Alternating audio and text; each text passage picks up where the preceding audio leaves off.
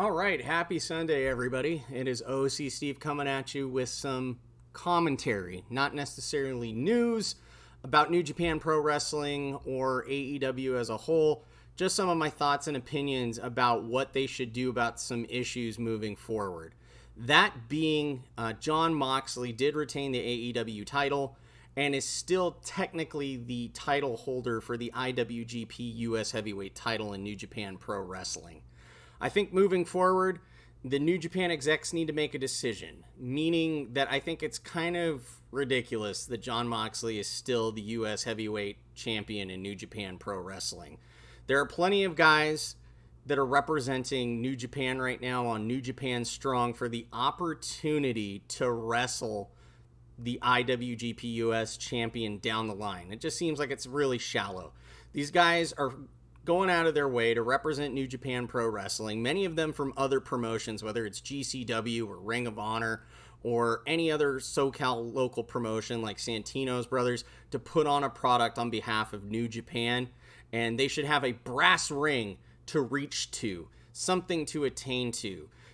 There was a great interview done by Minoru Suzuki back in February on NWGP's website, where he kind of laid out a plan for each respective title and the purpose it should serve and where it should be defended and the reasons behind it.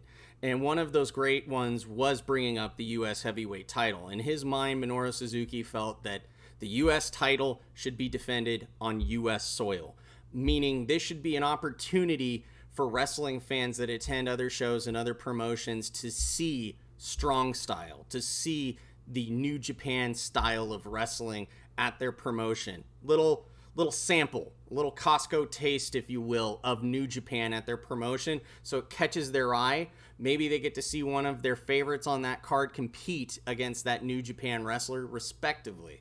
So I just feel it's being kind of wasted. And they were really quick to strip Mox of the title last year in New Japan due to some traveling issues, but now they're kind of sitting on it at the moment and letting him extend his tenure as the U.S. champion, which, quite frankly, he really doesn't care. He's an AEW guy. He doubled down on that. He went all out, to coin the term, on that title. He is an AEW dude through and through. In my mind, he did the G1 last year to get some ring rust, to compete and say that he participated in a G1, and to kind of hone in his skills before AEW went to TV. So there's plenty of guys that have really stepped up with this New Japan Strong right now. David Finlay is one of them that comes to mind. That is a guy who's evolved himself and sharpened his skills to really represent New Japan. Another guy that comes to mind is Carl Fredericks. That is a guy fresh out of the LA dojo who is becoming the alpha and really starting to cut his teeth in New Japan Strong. And all those guys should have something to reach for. That's the whole storyline, is that everybody always wants to get the title. And right now, if that title is the U.S. title in New Japan Strong, that should be everybody's running to get that. That is the ultimate goal.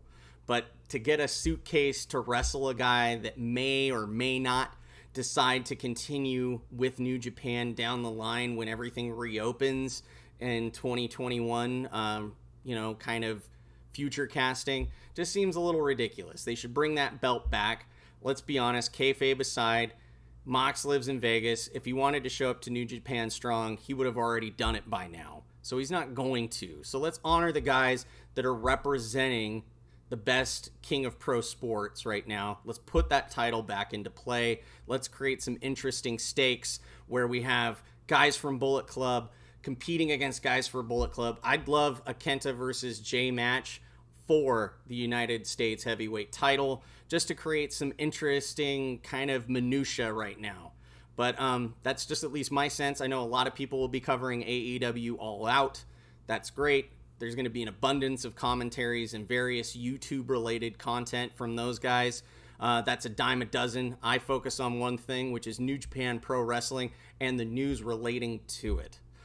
Just putting my flag in the ground and sticking with that. So I hope you guys enjoyed All Out. I know that it was kind of polarizing. Some people loved it. Some people hated it. Some people were concerned by numerous spots that happened, whether it was in the ring or at the commentary table. but that's for other channels to discuss. I'm going to stick with what I love and what I enjoy, and that's New Japan Pro Wrestling. So I hope you guys enjoyed All Out. I hope you had an opportunity to check out New Japan Road this weekend. It will be extending into next weekend along with New Japan Strong, and that'll ultimately lead to one of the best times of the year in New Japan Pro Wrestling, which is the G1 tournament. A solid month starting in mid-September and ending in mid-October of great, strong style matches. We got an A block, we got a B block. No competitors have formally been announced yet, but those details are soon to follow, knowing how New Japan is. I wouldn't be surprised if they just start announcing some next weekend during New Japan Road, and then they have a formal press conference with all the competitors and participants respectively. So that's the news for now. That's my take. I usually don't want to meddle too deeply, but, I just felt that it was appropriate. It was the right thing to say about the New Japan title. And if Mox is a true badass and he wants to put his money where his mouth is, then he will put that AEW title on the line against the current king of pro wrestling 2020, the man who beat him last year in the G1 tournament, and that man is Torre Yano.